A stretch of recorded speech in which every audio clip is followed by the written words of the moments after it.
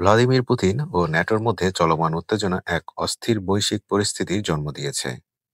ইউক্রেনে রাশিয়ার আক্রমণ এবং ন্যাটোর প্রতিক্রিয়ামূলক পদক্ষেপ, বিশেষ করে পূর্ব ইউরোপে সামরিক উপস্থিতি বৃদ্ধি, এই সংকটকে আরো জটিল করে তুলেছে।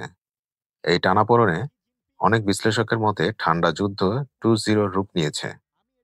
তবে প্রশ্ন উঠেছে, এটি কি শেষ পর্যন্ত সরাসরি সামরিক সংঘাতে গড়াবে? রাশিয়ার পারমাণবিক হুমকি এবং ন্যাটোর প্রতিরক্ষা প্রতিশ্রুতি এক ধরনের জুয়া, যেখানে প্রতিপক্ষের ধৈর্য ও মনস্তাত্ত্বিক শক্তির পরীক্ষা হচ্ছে। পুতিন বরাবরই পশ্চিমাদের দুর্বলতা কাজে লাগানোর কৌশল নিয়েছেন। আবার ন্যাটো চাচ্ছে রাশিয়াকে চাপে রেখে ইউরোপীয় নিরাপত্তা বজায় রাখতে। তবে সমস্যা হচ্ছে, দুই পক্ষই নিজেদের অস্ত্রাগারে শেষ অস্ত্র তুলে ধরছে।